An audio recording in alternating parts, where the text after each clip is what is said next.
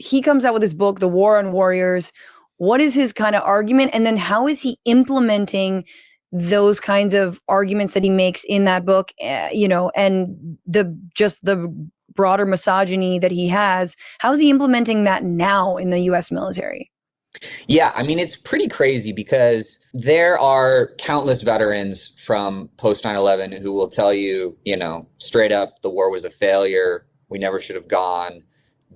A majority of veterans, this was a terrible decision. I regret signing up. Then there is the class like Hegseth, who for whatever reason need desperately for the wars to be considered just and lawful and legitimate.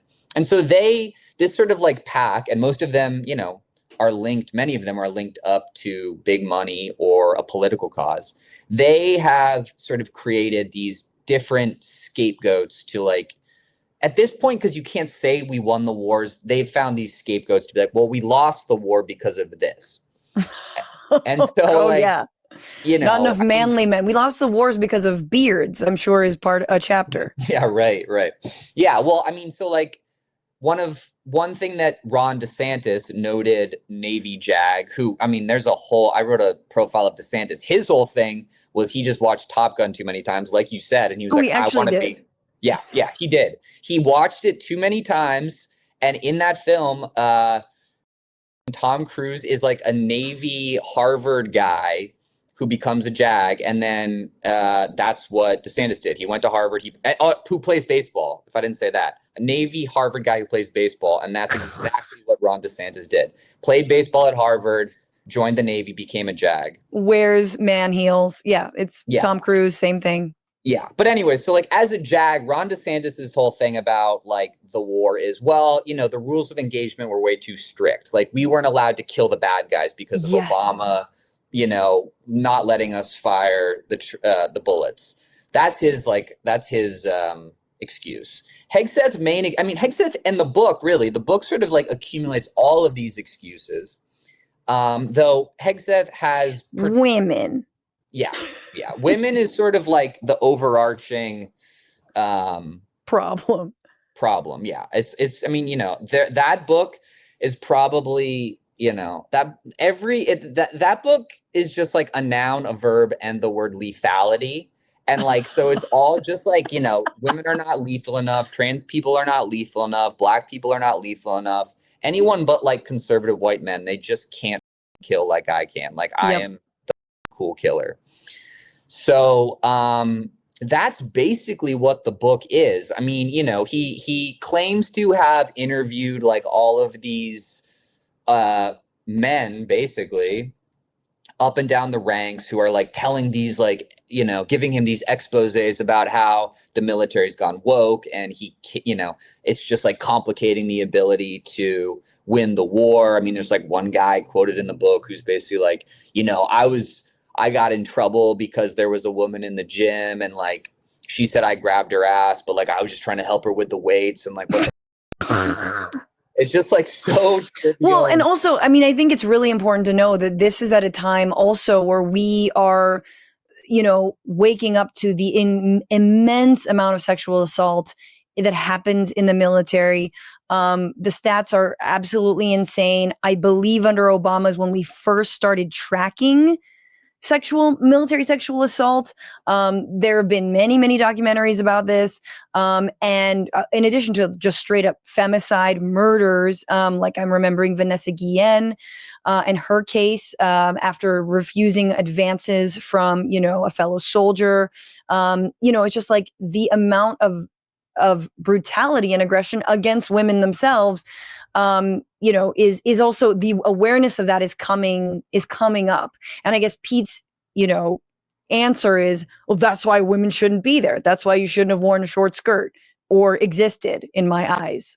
Right. Totally. Yeah. No, he sees the military as like the last domain of men. He wants to keep it that way. I mean, again, some of this rhetoric lends credence to your theory and others' theories that like maybe he does have a homosexual streak somewhere down there.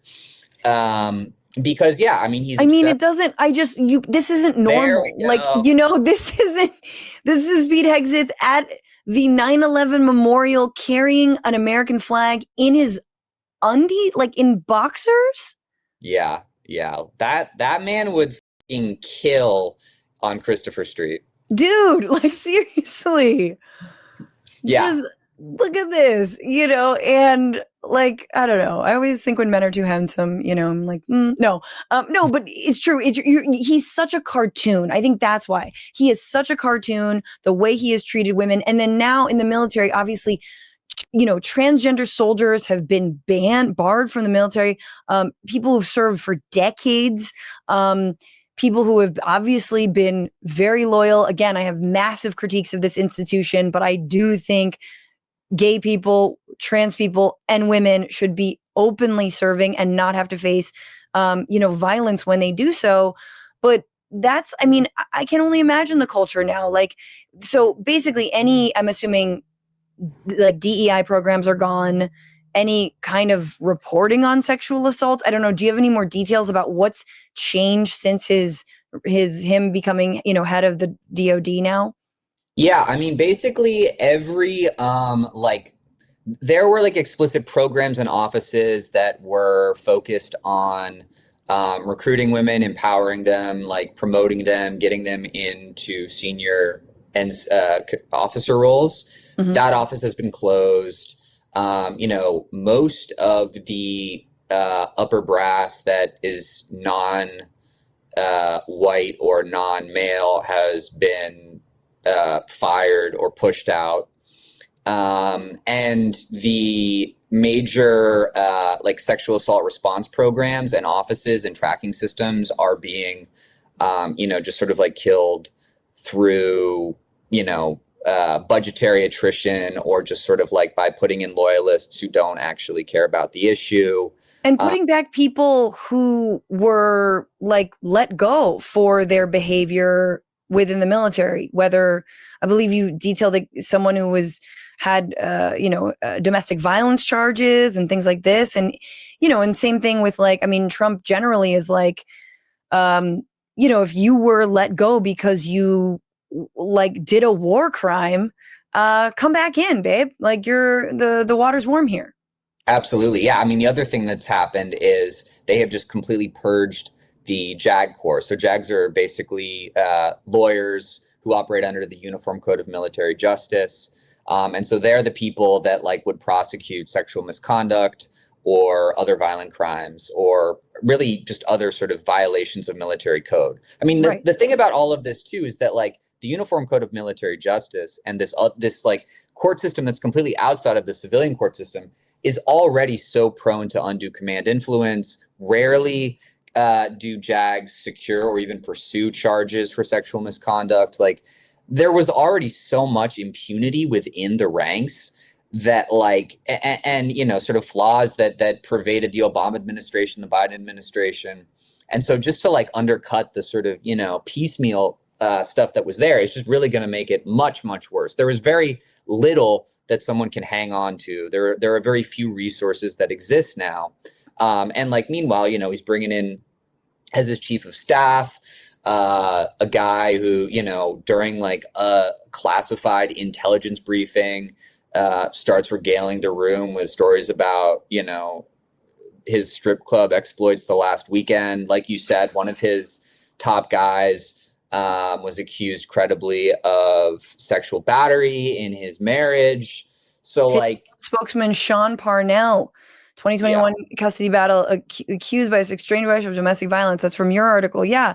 And this is like on top of the fact that we know his office is a mess. Like just, the text messages about, war plans and, behind his back, there's like, he like fired a bunch of people, like is messy in the DOD. What's going on, Frantifa? If you haven't already, subscribe to this channel right now. Hit that button. And also, you can become a patron and support the show every single week. Get access to bonus episodes and exclusive merchandise. Patreon.com/Bitchuation Room. Do it.